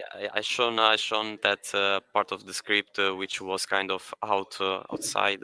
If you want, I can just share again my screen to answer better this question. But essentially, what we do is just to double check before putting here. As you can see, there is this part that is kind of internal from us, and essentially here is reading which time I'm recalling before putting actually the elements inside Revit. So if the check goes wrong, it creates and updates the Revit file with the proper family before that I would say shoot the structural framing. Okay, so it means that if I don't have it, it kind of reload the Revit model so that I'm able, when I activate then structural framing here component, to actually recall correctly the type. Otherwise, we won't put anything. But of course, this is something that we developed as an internal workflow to be sure that if you use our template, if you work with us, we are sure that every time any kind of BIM type needed, column type needed, it will be automatically recreated. So it will be created automatically a family in Revit, and it will be or available when you then you proper model and recall the type. Otherwise, of course, you need to call and be prepared that, of course, you can call only the families that you already have inside the Revit file. I hope that's clear. Yeah, thank you. Thank you for answering the question. Do you have still your presentation open? Would like to finish or? This one? Yeah, just wanted to ask if you showed all of the slides that you prepared for today. Yeah. Okay. It was everything. Yeah. Let me see. We have some some questions. So yeah, some comment. Fantastic and informative. That's really great. Let me see. And yeah, and maybe we should also start with the where to download FEM-Design package. Yeah, the FEM-Design API can be installed as the other tool. So package manager, and you look for. Can I share my screen? So it's. Yeah, you can just make it full screen so I can share it. Can you see it? Yes, so we can see it right now. Okay, so we can go to package manager. I think you can also type StruSoft, for example, and you will see what StruSoft can provide. But yeah, so if you're interested in FEM-Design, right now there is a beta version, but also the stable. You can install and you are ready to go. And now that I have the screen under control, I can just maybe take 2 minutes to show you. Oh, I cannot. Let's see, because the first step is how to learn about APIs. So the best place is to go, oh, sorry for this. But if you type FEM-Design API doc, you will get to this documentation page where you can learn about the several toolboxes. So there are example and get started for Grasshopper, but also for C# and some tiny bit about Python. And if you would like to give question or you have some concern or ideas, the best place to do it is the community page, the one that I showed you before. So as you can see, if I go to maybe topics, there are people who are asking questions, and there is always someone who reply. Most of the time is me, but it's happening time to time that this community is really building up because some other people reply instead of me. So that's something that really makes me happy. And I realized that the reason why sometimes people don't reply is because I'm fast. I mean, I'm paid to do that, so I reply straight away. But once I was on a holiday, so after 1 day, a guy replied to another user, and then was like, This okay, is maybe the power. I don't have to rush. I mean, let's keep it there. This is the power of community. Thank you, Marco. Thank you, Federico, for your presentation. I really appreciate it. Great stuff, really professional. And I really like to see that we are seeing real case studies, because this is something I try to fight on LinkedIn, showing this workflow, like with the one central model, like single source of truth. And I know that in Maffei's engineering, this is kind of becoming a standard. Yeah, and this from is many years. Yeah. Already from many years. So this is something I really like to promote, and maybe like people, engineers will see that more and more companies are using that they're going to believe. Of course, it needs to be, people have to learn new stuff. There is still lots of things to learn from and start new workflows. But as you showed and prove it today, this gives lots of good benefits. Thank you very much for your presentation. I really appreciate it. And if I remember correctly, you are also agreed to share something with our users so that they can start with FEM-Design and Rhino inside, right? Am I right? Yeah, we'll prepare kind of script that is kind of manageable for new buys on this stuff. Yeah. So this is always like I want to prepare for all the subscribers that they don't watch this beautiful, sexy script of Federico. Yeah. So they can also use this script and test it for their own. Maybe not this one, which was presented, but simplified, so you can start and you can try, exactly. Download FEM-Design and try it for yourself, so you can do it. Okay, thank you very much for the presentation. And yeah, Marco, alpaca next time. Yeah, sure. Yeah. Thank you, Chris. All right, let's continue our presentation. We are up into the schedule. I'm really impressed that we are managing that. And our last point is we are going to present ETABS and SAP 2000. I know I read a lot of comment at the start that there's lots of ETABS and sub 2000 users. Maybe it's one of the most popular softwares in the world. Hello, Islam. Nice to have you here. Hi, Chris. Can you hear me now? Can you hear me clearly? Yeah, I can hear it's you. Nice really, to be with you. Perfect. And congratulations on your new job. Thank you. When we talked for the first time, you've been working on a different company. And after that, you're starting your work at ACOM in Dubai. Am I right? It's in Abu Dhabi, yeah. Abu Dhabi, yeah. It's not that far away. It's not that far away. Yeah, just 3 hours. Oh, really? It's true. Okay, yeah, so sorry. It's a bit far. And it's a pleasure to be with you today. Yeah, and Islam was doing amazing job with ETABS and 2000, already sharing his knowledge. And actually, he's going to show not one, not two, but three different plugins. And what I really appreciate what he's did in his presentation, that he's going to compare and show us which one is the best. Because for ETABS and sub 2000, we have different ways of connecting. It's not that straightforward as with SOFiSTiK, as with FEM-Design, where there was developed by the companies who developed the tools. Here it was from the community. So Islam, we can see the presentation. So now the stage is yours. Okay.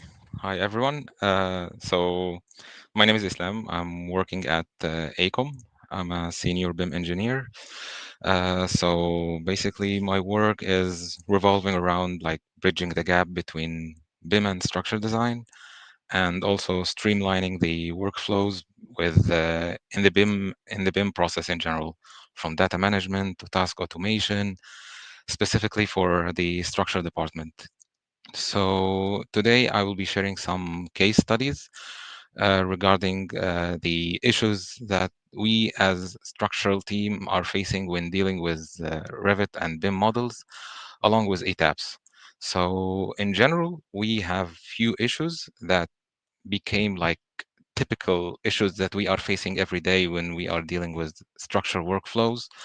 One of these issues is manual remodeling between Revit and ETABS, like tons of DXF files exported from Revit, so we can update the ETABS model, and updating a geometry, manual modeling. All of this became like a basic thing that we are doing when moving the geometry from Revit to ETABS. Another thing is like loss of analytical alignment. When we are dealing with in coordination, this happens in mostly in coordination stage. When we are moving the columns and coordinating the columns in the basements and with the car parks, most of these issues can be done. Most of these issues are happening in this coordination stage, and at the end we find out that there is a huge misalignment between the analytical model and the BIM model. So we are trying to fix this manually. Another thing is when we are receiving multiple concepts for the same project in concept stage. So if we have like variable facade or variable slab edges, we tend to export multiple DXF files, align it to our analytical model, and then model it manually. So this can be automated actually already with Rhino and Grasshopper in both Revit and ETABS. Another thing is the synchronization between the section changes. So when we are dealing with multiple many elements like steel structures, we have hundreds of elements. So when we are updating the sections in analytical model in ETABS or SAB, and we are moving these sections to our Revit model, something gets lost in the middle of the way. Another issue which is very common is the design iterations. So as structural engineers, we are tend to create economic structures. So whenever we are creating SAB model or analytical models, we change the design always to reach the minimum weight, minimum deflection, and working around the checks for example, for steel structure, we're trying to achieve the checks that are required for steel structures. Another thing is the QA/QC visibility for the analytical models. Like many of the complex structures, we are trying to align the nodes so all the elements are connected together. We tend to do this manually inside our analytical model, which is not a user-friendly model in terms of 3D alignments or 3D modifications. So that's why all these issues can be solved with some set of tools. Mostly they are working in inside Rhino, which is inside Grasshopper mainly. So our workflow here, either we follow the solution A, as I call it always, like doing everything manually, or like establishing some kind of a central hub or a central model inside the Rhino, and moving both to Revit and the analytical model in SAP or ETABS. So in order to do this, we have some tools. The first tool is from moving the Revit model inside Rhino. We have seen this before in the presentations that have been done using Rhino inside Revit, which is an add-in inside Revit itself. And from Rhino to ETABS and SAP, we have multiple solutions actually. We have ready-made add-ins like Swallow EDS or Geometry Gym, and we have the BOM. The BOM is like an open source project and components inside Grasshopper. And we have whether we can create our own plugins, like our own in-house plugins. It can be created by the programming team and AEC developers team inside Grasshopper itself. So I will be mainly focusing on Swallow EDS and Geometry Gym, but before proceeding with this, we can have like a quick comparison between these tools so you can specify which tool you should be using and which one is better for using. So Geometry Gym is depending on the ETABS and SAP APIs. So it's fully converted everything to components inside Grasshopper. So it's full parametric, and you will be finding all the functions and all the capabilities of ETABS and SAP within Grasshopper environment, from assigning, defining, and updating sections, everything. So as long as we have these functions within Grasshopper environment, we can say it is automated already. The other tool is called Swallow EDS. Swallow EDS is the same as Geometry Gym, but it has a limited capabilities. Like Geometry Gym here, we can export the design results and automate the design and the analysis. And as long as we can export the design results, like the training actions within Grasshopper environment, we can automate that, and we can put this into like evolutionary solvers within Grasshopper, like Galapagos or Octopus, and we can iterate the design process. This can be done by Geometry Gym, but Swallow EDS is lacking this functionality. The BOM on the other side is free, and it's open source, and the community for it is huge. So I hope I haven't tried it actually, but because of lacking some like lack of resources for learning it. So, but as far as I know about it, many people are like saying that it's doing the same thing as Geometry Gym. For the integration with ETABS, Geometry Gym is fully integrating. Swallow ED, all of them are integrating, but the lack with Swallow EDS here is that it cannot update the geometry itself. If we are moving or aligning some geometries in our BIM model and we want to reflect this in ETABS, it doesn't do this. Geometry Gym does it. That's fine. So we can say that Swallow EDS is a one-way exporter.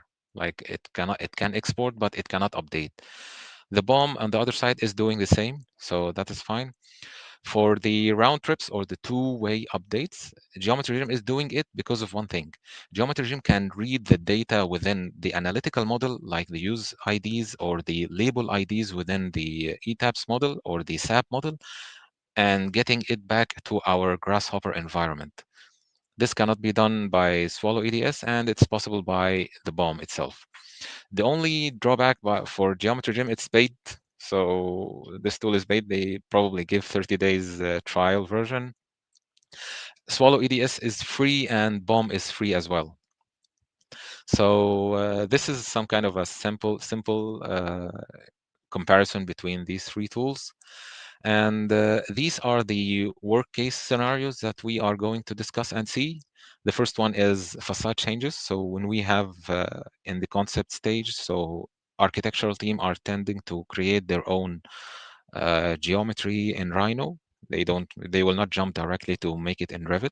So when they send you like multiple concepts of the same building with variable slab edges, so I will have to create many DXF files, exporting it manually to ETABS and drawing it manually.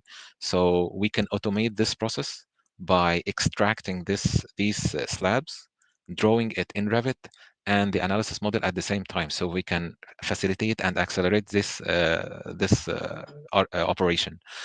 The other one is exporting the geometry to ETABS if we have like curved curved surfaces or space trusses. We can export it directly from ETABS through Grasshopper from Revit to ETABS. And the other one is iteration using multi-objective solvers like Galapagos. So we have spoken about this, which is regarding reaching to the most economic design. The other one is updating the Revit from ETABS and SAP markups. So we have finished the design in ETABS and SAP. So we need to push this new sizes or new markups to Revit directly without losing anything in the way. So this is the first one, like variable slab edges. We can consider this is the same building, but it's still in concept design. We have multiple slab edges and variable even. And we need to push this directly to, we need to extract this slab edge, and we need to push it directly to ETABS and Revit at the same time. This is like a solid mass in Rhino, and this is happening in the concept stage. So I can show, this is the video showing the process. So we start by Rhino inside Revit, so which is an add-in, as we see.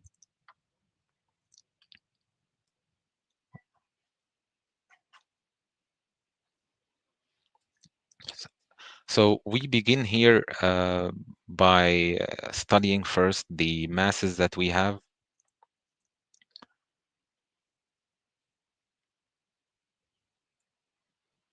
Oh, sorry, let me adjust this.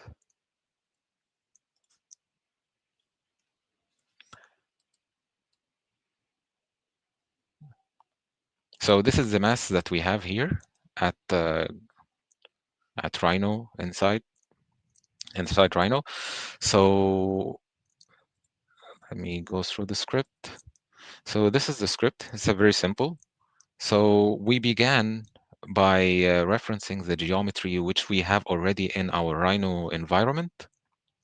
And then we analyze the surfaces of this environment.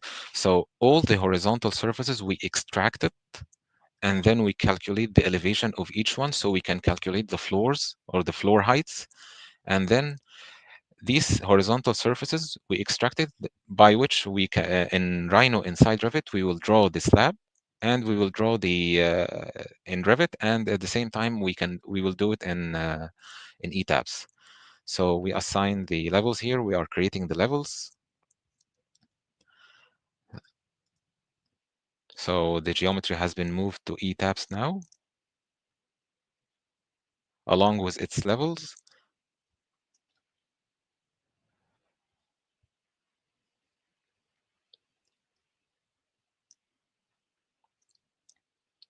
So this part here is using Rhino inside Revit. We haven't worked with Swallow EDS yet.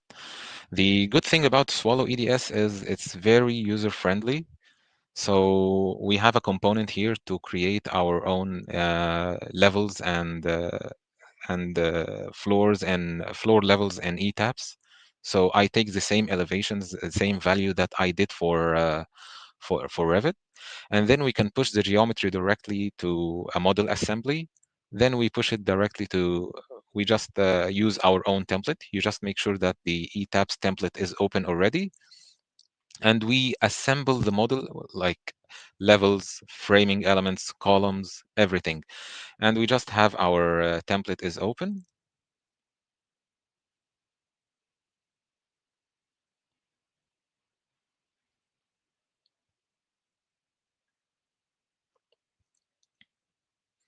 And this is our geometry, all the slab edges that we have specified, and it's being pushed directly to ETABS. So as we said, it is like one-way route for Swallow EDS, so it doesn't update the geometry. Maybe they will be doing some updates in the future. So another thing, if I'm trying to build a full structural system and push the geometry to the same ETABS model that I already have,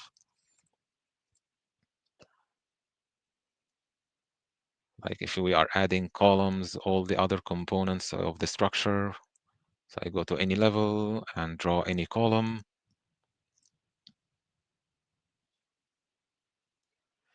So you can consider this is at the concept stage only. Like we are trying to do the analysis for multiple concepts and we need quick results. So we can use another component called sync with the current ETABS model. So we sync the geometry between the new elements while also using other components from Rhino inside Revit to reference the new elements. So I'm referencing the new columns that I have added and then getting the curves of these elements.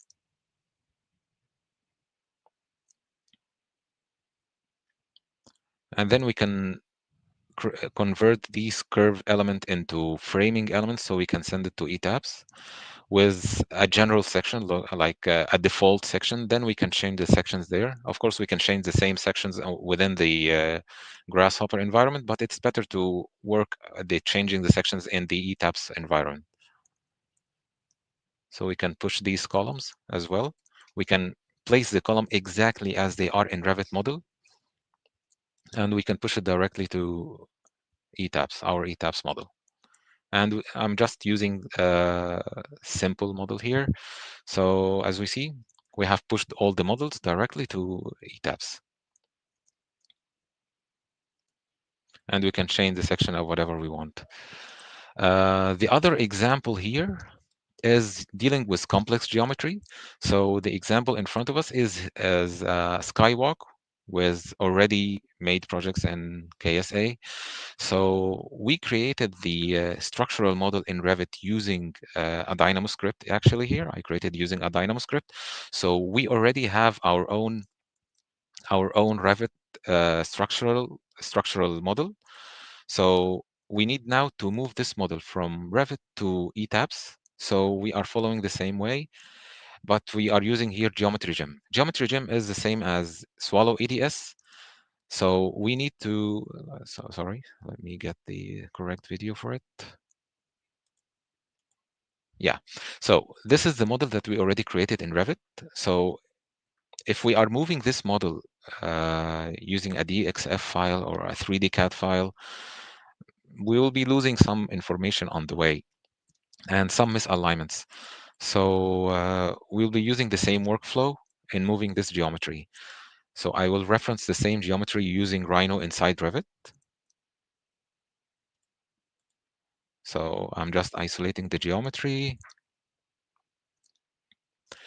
And the same thing, I will get the elements and convert these elements to our curves.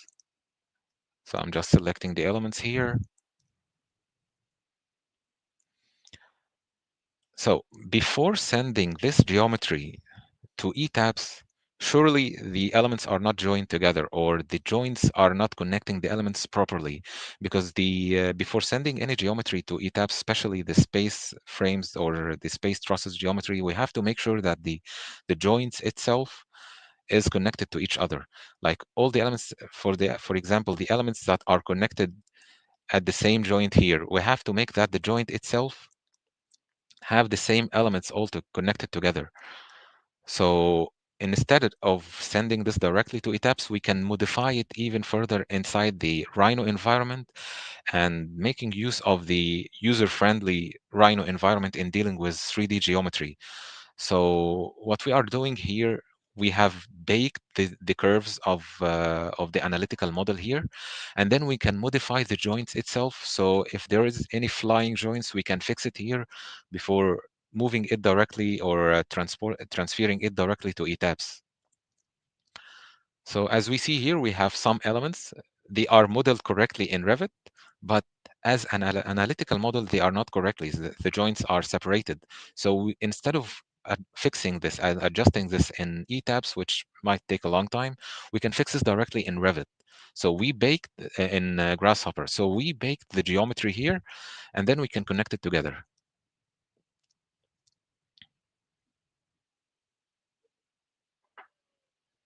So we have some of these elements. It's just dragging and dropping for these joints to the correct joint location. So I'm sure everyone who's using Rhino knows about how it's user-friendly in dealing with 3D geometry. So why not make use of this instead of fixing it in ETABS? So we already fixed this. I'll leave this for now for the other side. So you just fix everything within the Rhino environment. Then here I am referencing the new geometry that I updated. I already baked an old geometry. Then I reference the new geometry after updating this geometry and updating the analytical lines here. I update it and I reference it because I'm going to use it to send it to ETABS. I'm not using the old geometry. So I take it as a curves.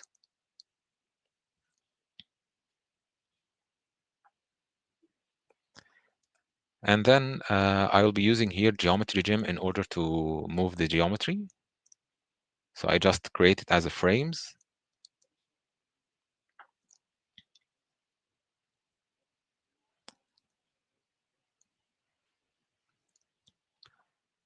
And by the way, Geometry Gym is supporting like many libraries of profiles for design options and design iterations. So luckily, it's already supported within the plugin.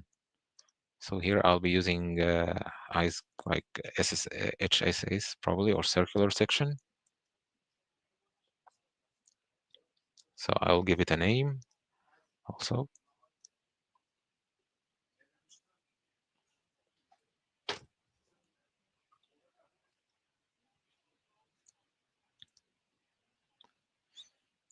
And also the material.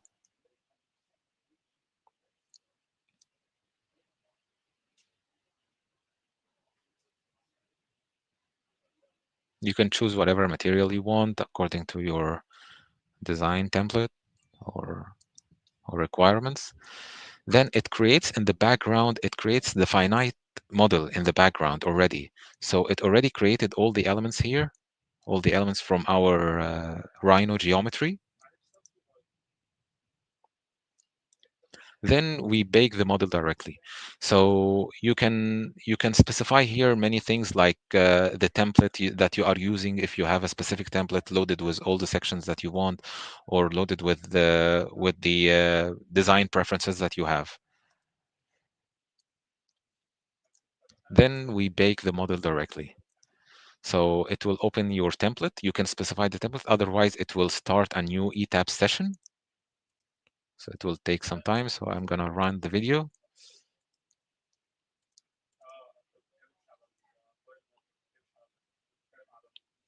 So it's building the model in the background. We have to wait a bit for it.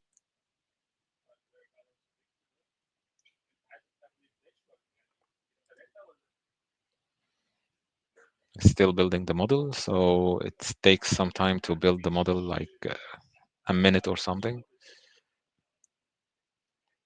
Yeah, still building.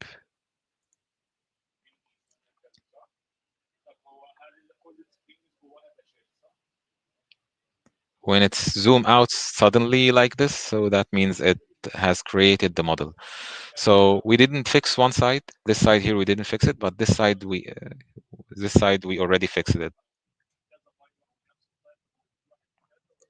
From this side we already fixed the joints here.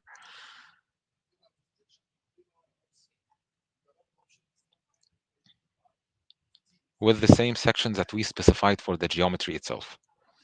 Like we already called the section like HSS1, and it moved all the entire geometry to the exact location that we are using. So this is from moving the geometry from Revit, which we already created it, to ETABS instead of like sending IFC files or DXF files. The other one here, the other example here, is moving the geometry back forth from ETABS, which already been created, to our Revit model. Like that scenario here is very rare. So when you only have like ETABS file or SAB file and you want to create a Revit geometry or a Revit model from it, like this happened mostly with contractors, like when they have only a 3D SAP model and a bunch of drawings. And for parametric surfaces like this, they don't have a BIM model for it. So it's better to use such plugins to initiate the BIM process and creating the BIM geometry instead of relying on the drawing. And we can just depend on the SAP model or the ETABS model that we have. So here we have our SAB model for an entrance, which is steel, parametric steel.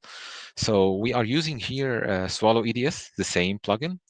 It's a bit user-friendly. That's why we can use it quickly for quick tasks like this one.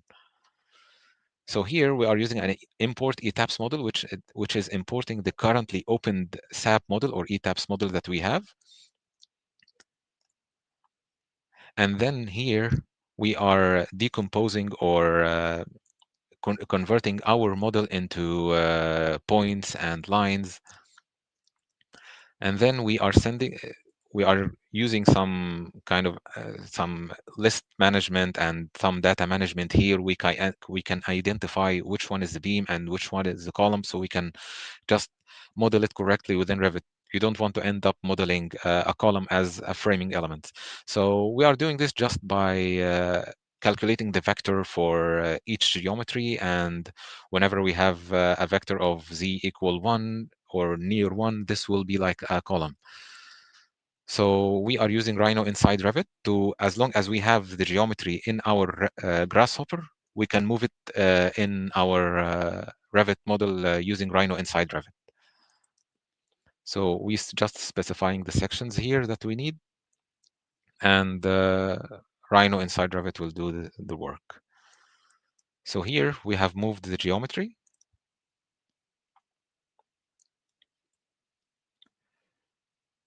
So it is Revit elements, not generic models, as long as we are using Rhino inside Revit.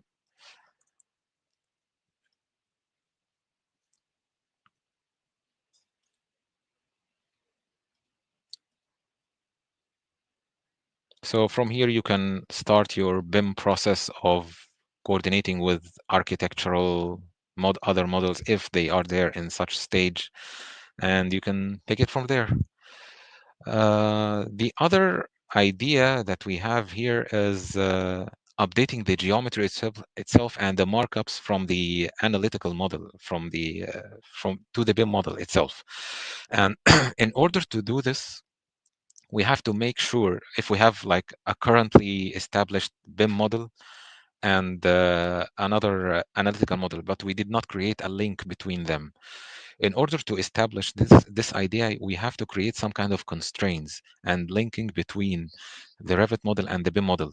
This constraints will be like geometry linking. So we need to tell ETABS that this element in Revit is that element in ETABS. And in order to do this, we have to do it using two ways. First is just geometry itself, like the location of each element. Like, for example, if we have a column in ETABS and Revit, for example, we have to say that this column in ETABS and this column in SAB are the same, using the location of the element itself, the angle, and the endpoint locations. So we have to analyze our Revit model and ETABS model so it can map the elements itself and identify which one is corresponding to who.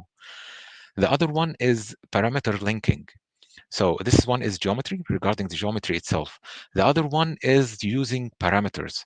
So I'm still working on this idea. Probably many people are using it who are establishing this workflow. But the other idea here from linking is linking using parameters. So instead of for ETABS to look for which geometry is similar to mine using the curve location and the angle and the endpoints, it will be looking for parameters. As we know that ETABS has a label ID or a unique ID for each element.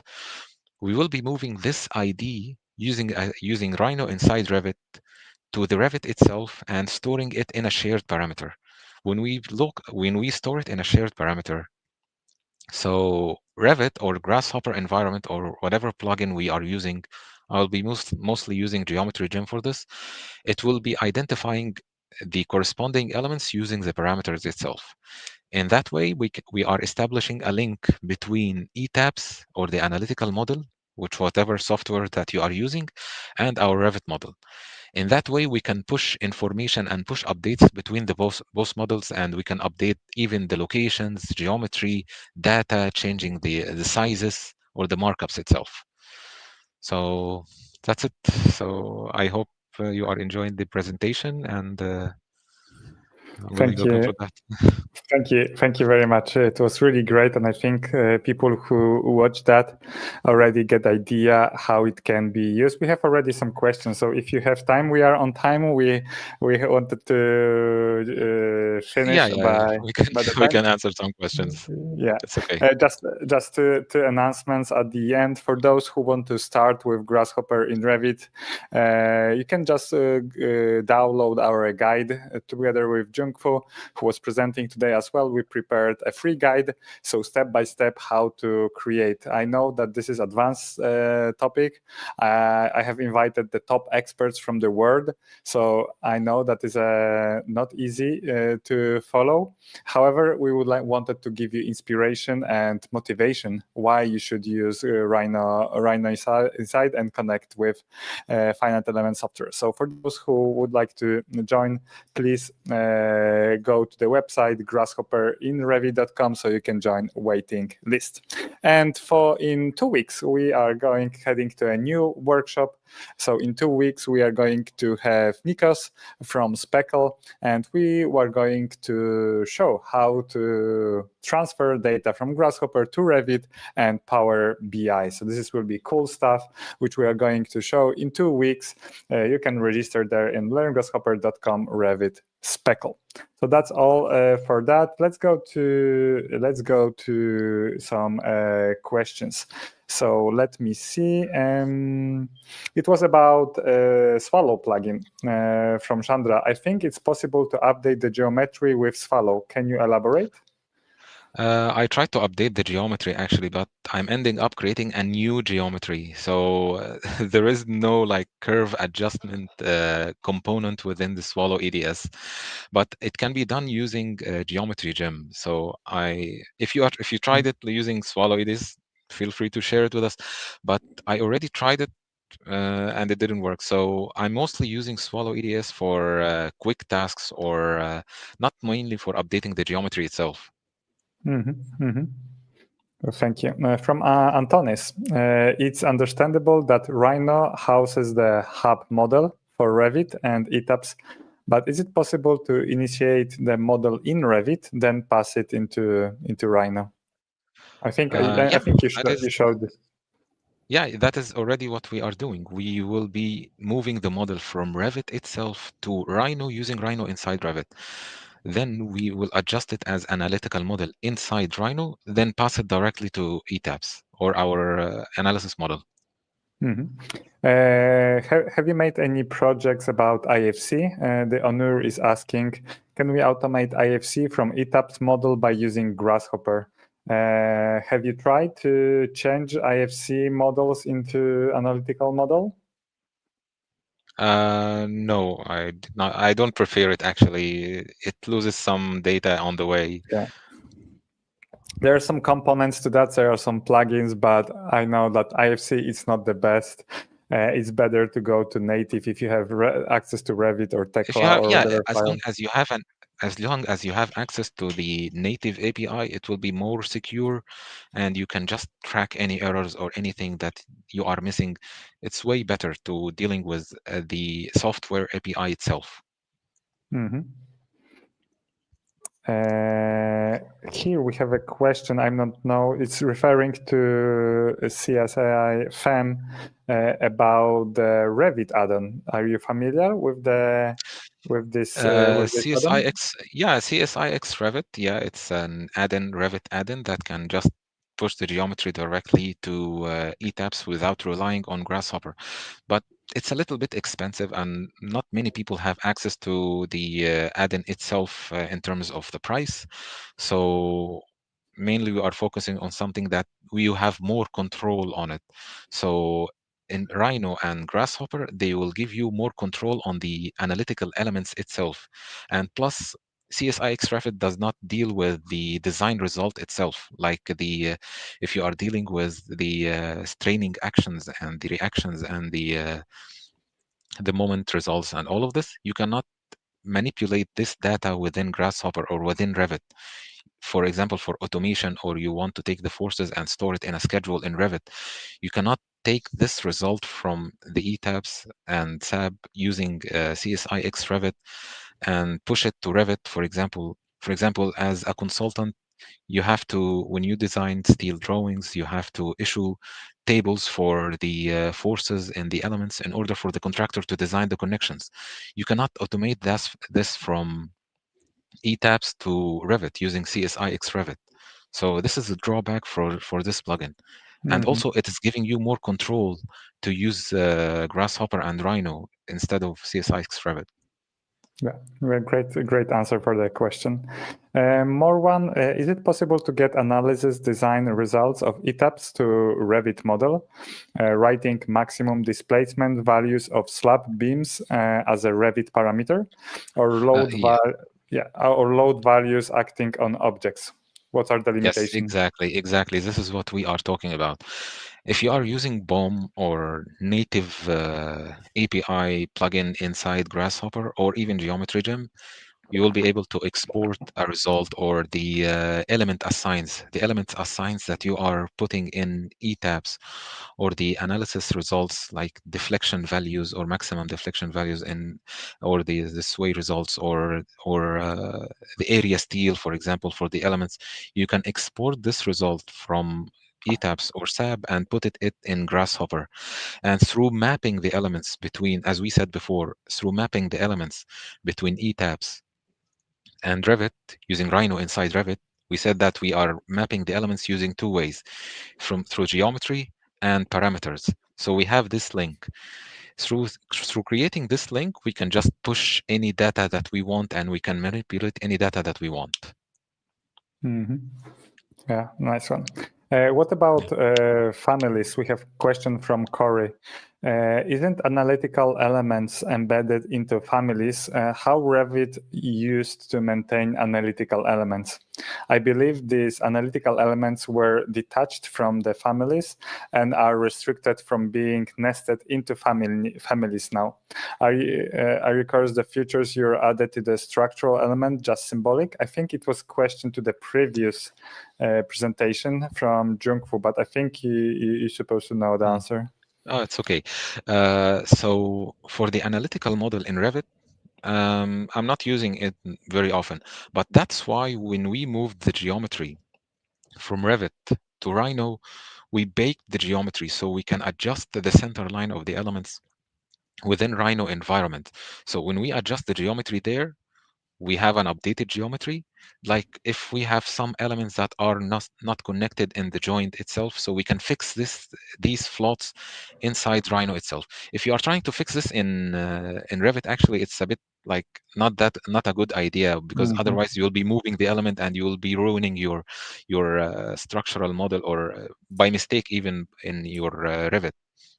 You can do it in Revit, but it will be very risky to risk the your structural model or your model there. You might ruin the coordination, the location of the element by mistake. So the movements that we are doing, or the fixes that we are doing, are just minors, like millimeters. So instead of creating a disaster in your BIM model, we are doing this inside the Rhino environment. So we bake the model, and then we can adjust these adjustments and then push it directly to our analysis model. So instead of doing that, this analytical adjustment inside Revit, we do it in Rhino, and we mitigate this risk of creating some errors in our BIM models. Yeah, and I really like this, that you can use different environments for different tasks. And when it comes to geometry, as you showed with this how you call it, skyline? No, skyline below this passage between two. When you modify the geometry. Skywalk. Skywalk, sorry, skywalk. The skywalk is really showed the principles, rebars, and easy way of detailing. It's so click heavy, and yeah, I agree. But we have good news. Mohamed Shaklein developed some of the tools, and I hope that they will be available. Islam, have you tried automation of rebars? How you do it at your work, or you're not it's a good responsible idea, for actually. That? No, it can be done, actually. Nothing cannot be done. So as long as you have the data and move the data to the Grasshopper environment, you can do whatever you want. You can just create a meal out of it. That's okay. So as long as you have this geometry or the information within Grasshopper environment, you can do whatever you want. If you are exporting the or moving the data or the design results, like the area steel from ETABS to Grasshopper, for example, area steel is converted to a number of bars. So with just few calculations inside Grasshopper, you can convert this area steel to a number of bars, and you can push this number of bars inside Revit, and you can update. You can either store it in a schedule for the elements, or you can, even if you are using rebars, 3D rebars in Revit, you can just push this information and adjust the parametric rebar inside Revit. So yeah, you can do that. It's possible. Yeah, it is as Anton is right, it's a holy grail of our trade. Yes. Whatever builds the perfect tool to do this will rule the world. It's not it's not that easy to rule the world. We have this automation already for more than 6-7 years in tech class structures that you can automate, and already been implemented into Revit thanks to Grasshopper. It's not that easy with it's not the magic wand, but it's really saves a lot of time, especially on the repetitive elements. If you have like a structure which is really complicated, so maybe it's not that easy to make automation. But as Islam said, it's possible already, but these tools are going to be developed more and more. Yeah, the idea is to use to which tool you are using. Like we have the BOM, which is a free solution, but unfortunately the resources are lacking. So we can be, as long as it can be used to push the information from the analytical model to the Grasshopper. All right, let's take the last questions. Thank you for, and I think it's a good question from Ali. Which automation do you suggest to design optimization process in ETABS? I mean, how can we force ETABS select optimized parametric section, such as what happened in parametric geometric shape? I don't understand the question clearly, the last one, but for the optimization process in general, so instead, when you are like designing some kind of section, and we are changing in the design process itself in ETABS, you can change the section and you can view the results without unlocking the solution. But when you are changing the section, you have the weight is changing, so the reactions are changing. So you have to unlock the solution and run it again to view the new results for this section. So instead of doing this process over and over, we are using like something called a multi-evolutionary solver, or a solver. The simple name is solver inside Grasshopper, which can repeat any process based on results. So we will be connecting the analysis model itself to this solver. This solver will read for example, the deflection value and the weight, for example, of the structure, and it will iterate these results multiple times until it reaches the minimum result, the minimum it can reach for this training action, or it can update the sections and it will run the result again, update the sections and run the result and check it again until it reaches the minimum thing it can reach. Maybe then we can just assign these sections to our analysis model and BIM model at the same time. Mm-hmm. And I would like to add that in addition to this module, you can also use Kamba, which they have really advanced optimization section module exactly. that you can really optimize the section. We can use Kamba with a multi-objective solver, and we can take the result of Kamba and push it to ETABS, like Junghwo said. We can take the results of Kamba and push it to ETABS or SAP 2000, and then we can complete the design process from there. So using Kamba will cut half of the way, actually. Yeah. We have some from Alice on some follow-ups that you should try the auto-select framing lists in ETABS. Have you tried it? Auto-selecting frames? Yeah. So yeah. Yeah. So I don't know what is the question here. So I think it was about the optimization. Maybe it was the like follow-up of the second one. Yeah, it's the same. It's the same, but anyway, you'll have to unlock the model when you are auto-selecting, and it will increase the weight, for example, when you are solving it, and you have to run the analysis again. Yeah, correct. Okay, that's all. I already took much of your time. Thank you. Lots of people stayed until the end. I hope that you found this workshop value. As I said, again, I know that is advanced stuff, but thanks to that, I hope that people been inspired. More engineers are going to use this one source of truth. And yeah, well done, Islam. I really appreciate your effort, your time. ACOM is really lucky having you, and I know that you are already implementing this workflow to the company. So thank you very much. Thank you, Chris. See ya. And that being said, thank you very much for those who would like to join waiting list for our Grasshopper in Revit training that is coming in November. So just a few weeks from now, you can just join it and hope to see you on the learning platform. That's all from me. For those who register, we are going to send the Grasshopper files. Most of the work that's been presented we are going to share so you can try for yourself. Thanks again and see you on the next time. Bye.